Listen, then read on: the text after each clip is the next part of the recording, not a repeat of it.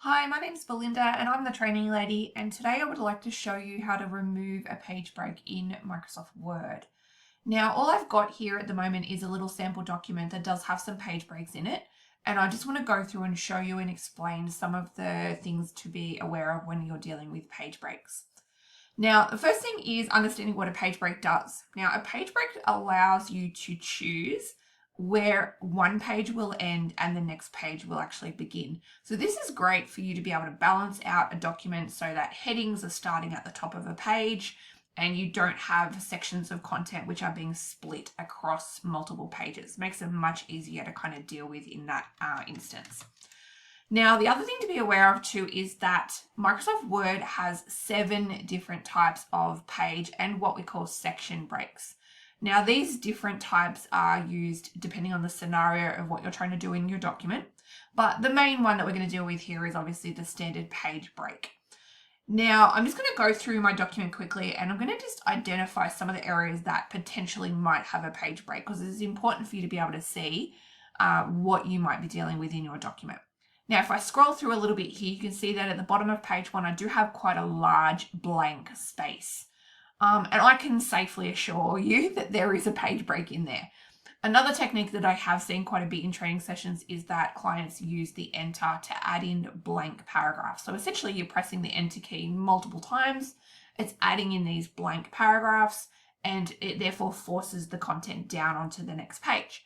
Now, that does work to a degree, but it is problematic in the long run, and so it's not generally used as best practice, but page breaks definitely are. So you can see on my page 2, I then have a heading, I have some paragraphs, and again, I'm going to continue on scrolling through that page.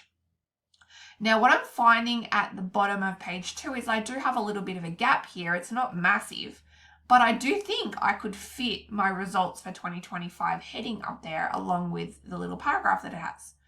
So what if you actually wanted to get that to fit onto page 2?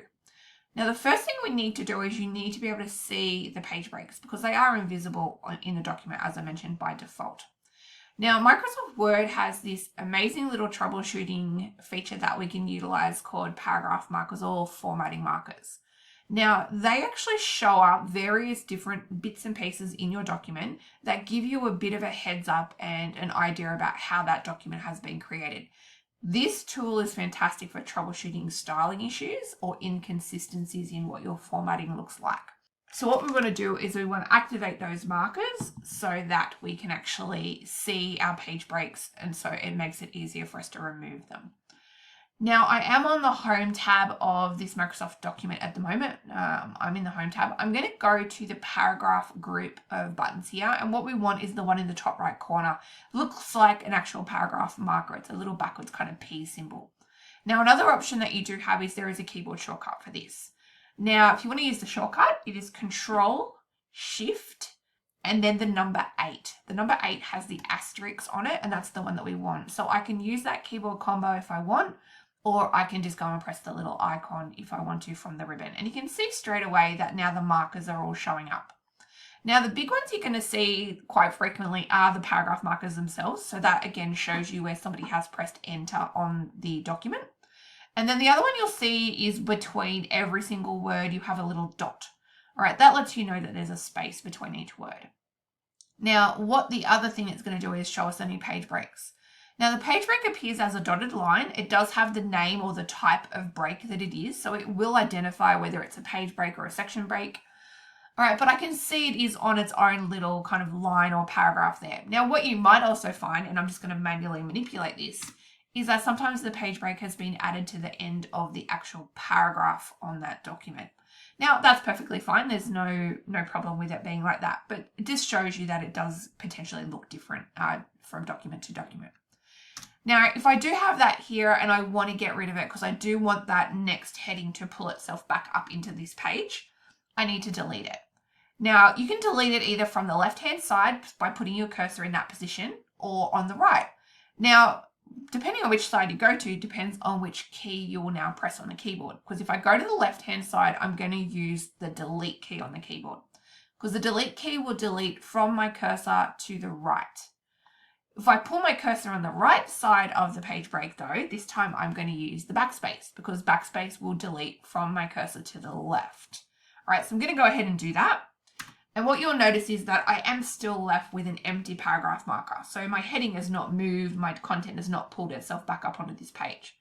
But if I delete that empty paragraph out, again, either using the backspace or the delete button on the keyboard, you'll see that empty paragraph is gone.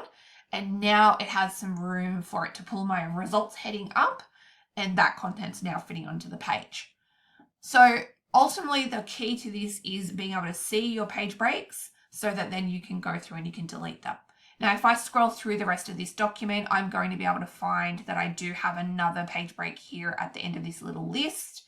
And again, if I click either side, doesn't matter which, I'm going to then use either the backspace or the delete key, and that will allow me to get rid of that page break. And again, I am left with an empty paragraph, so you can get rid of that as well, just to kind of clean up your document and keep it nice and neat and tidy in terms of the formatting.